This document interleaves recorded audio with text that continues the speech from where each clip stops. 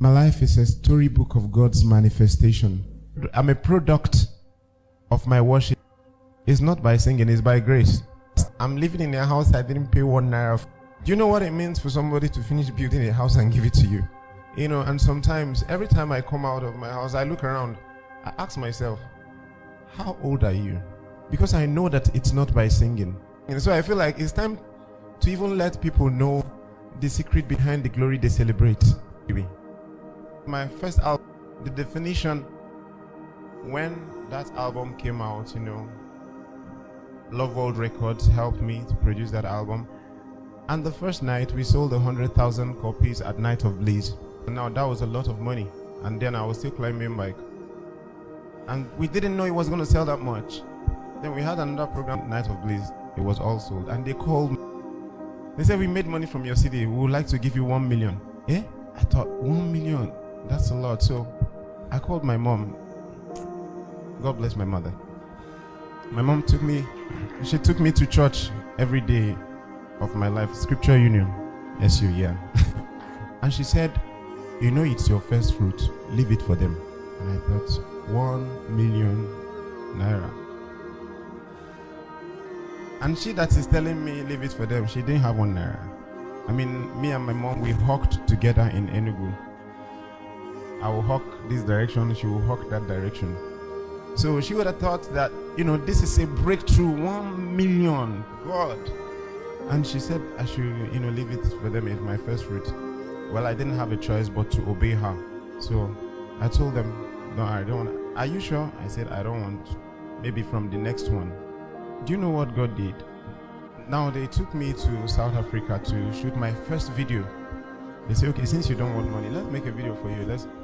And while we were shooting, I met some people who say, are you the Frank Edwards? We love your music. We didn't even know you're Nigerian, da da da da. But you know, your music needs to circulate, go to everywhere in the world, you know.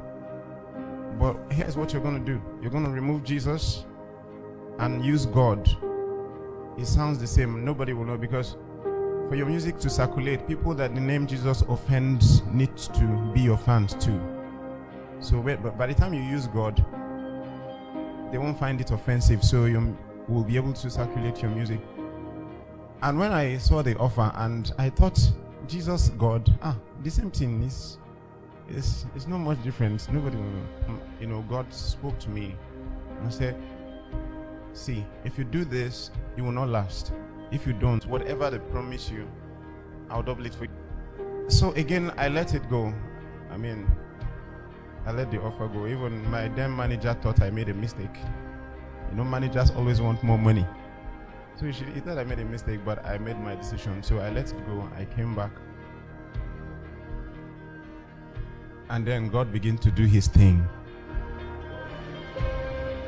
I released my second album. Someone from nowhere. I said, someone is trying to reach you there. She's looking. In fact, when she started looking for me, she sent all her staff. If you don't find Frank Edwards, don't come to work. They came to my church, speak to some of my pastors. My pastors called me. Someone is looking for you. They gave her my number. She called me. And then she said, I've been listening to your music. And you know, as I listen, God keep pushing me to do something for you. Do you want to come and see me in my office? I know you are big. I say, me? Big? Send the address first. You know, she called all her staff, you know, members, took pictures with me. And she said, nothing. I just want to bless you. I just want to bless you like God placed in my heart. And then she gave me an envelope. I said, thank you. You know, it looked big. It was on my way home that I opened the envelope. I opened it, so I called her. I said, ma, the envelope you gave me. She said, what? I said, look what's inside. He said, that's for you now. And besides, anytime you want to do anything, the bill is on me.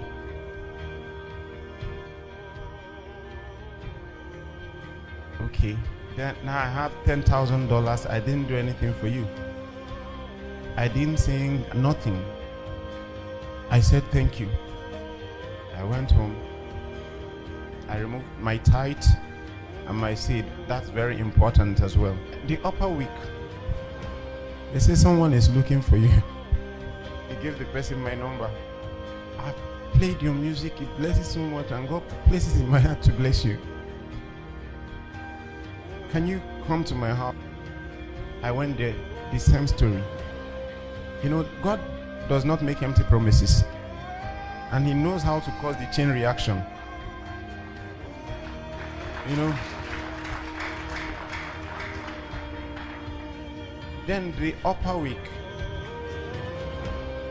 this other woman called me. Where do you live? I said, I live in Allen. I mean, then I already have a good home and I'm very comfortable.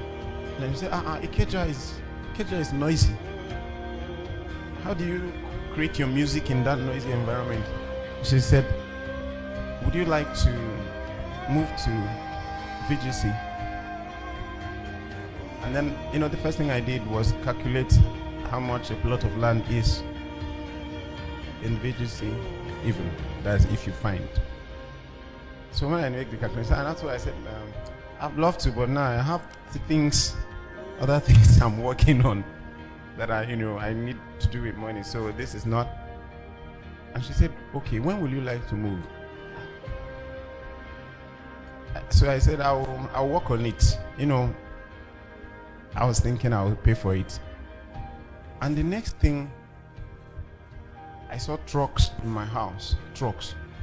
As I say, what would you like to take out of this house, and what would you like to live here? So as I talk to you, I didn't lose the other place. I have the two. I say, what would you like to take out here? I said, I'll take. You want me to move? I will take everything. He said, no, just the things you will need, because the other place is already furnished. When I mean furnished, ask my manager. He knows my house. I live like a king, and that was what God promised me. And I kept my own part of the deal. I did not disobey. When I met them, all I wanted to do is to take pictures with him. You know, like you see a big superstar, I rush with my phone and say, good afternoon. I didn't even know whether to say afternoon or evening. Can I take pictures with you? And he said, okay. And he gave someone the phone and he put his hand on my shoulder. I was waiting for the picture and he looked at my face. And he said, Frank Edwards. I'm like, hey, you know my name. And then he said, wait. I said, anytime I see you, I must tell you this. So he brought his phone. I said, look at, all these are your songs. And he began to play my songs for me. I'm like, what's going on? And I said, anytime I see you, we must do something together. So it was not even my suggestion. It was not my suggestion. I did not beg for it. If you ask me to even beg for it, I don't know how to reach Domwen. I don't have his number. I don't know how to write. I don't know. But you see, God keeps to his promises. And then I'm saying to him, okay, sir. He said, we'll record together. I say, sir, if you invite me so that I can go to the embassy, I don't have a visa. And he said, I thought you have a studio. I say, yes. He said, I will come to your house. I thought it was a joke. The day he promised, he came. And he was with me from 8 a.m. to 9 p.m. He didn't rush. I just didn't understand what was going on. And then he said, okay, for this story to be complete, we'll have to record in my house too. We have to record in Nashville too. And I didn't have a visa. Now, because now I know people, like big people. So I called all the people and I said, I want to go to the embassy and I don't want to have difficulties. This governor spoke to this person spoke to this person. So they finally got someone to take me to Consular General's office at the American embassy. Yeah. So they took me in. I was sitting face to face with the consular. And I've been to that place before. They rejected me visa. And I'm asking myself, wait, Frank, you entered here, you didn't queue. And then we had to say, what's the matter? I brought my brother here. He came before they rejected him visa. So now he wants to apply again, but we don't want the same program. The consular asked me, what was the issue the last time? I said, I don't know. They just refused me. I don't know what happened. He now said, okay, no problem. Apply again. That brings me to say, when God is doing his thing, he doesn't want any man to take the glory. So I'm sure God felt, because so now you're feeling like you now know people. I applied. I went, they refused me. And now I'm thinking, if you have a meeting with Consular General and they refuse you visa, what else do you want to do? I didn't know God probably was not happy with that. I prayed, when it came to my mind that maybe God is not happy. So I said, Lord, I'm sorry if I've gone the wrong way about this visa issue. I apologize. And then as I prayed that prayer and stood myself, I had a confirmation to go back again. This time I didn't tell anybody. I didn't tell nobody. I just paid for the visa application, applied again, just picked my passport, and I went there. All the embassy staffs from the entrance, hey, Frank Edwards, we love your music. Frank Edwards, we love your music. Even inside the interview hall, some are still telling me, Frank Edwards, I said, this thing you're telling me, tell Oyibo now. I'm not the one. This Oyibo that will give you, tell him that you know me, So they say, go to counter 10. And my heart started beating again. I didn't know that God has gone ahead.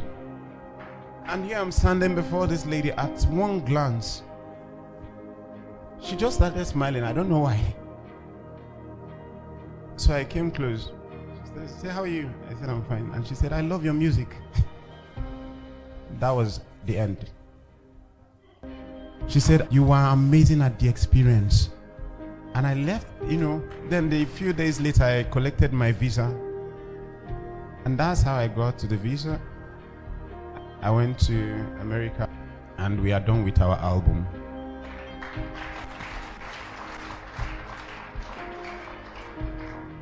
You will hear Domoen speak Igbo for the first time.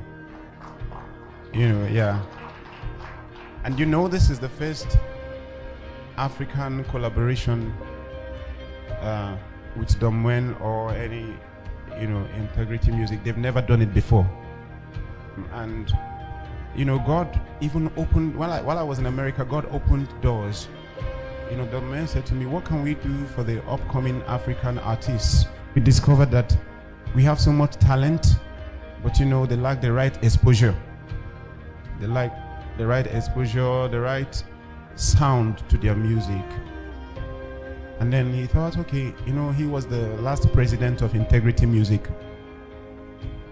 And I have my own record label, which God helped me to build. So he said, since you already have Rocktown and I have my own, to help the African artists, let's open another company together. I'll be the president, you be the vice president. And I thought that's cool, vice president. So now the story is from hawking in the streets to being a vice president of the biggest record label in Africa. I don't know what you're believing God for. I don't know your background. I don't know what you've been through. But see, don't let your background put your back on the ground.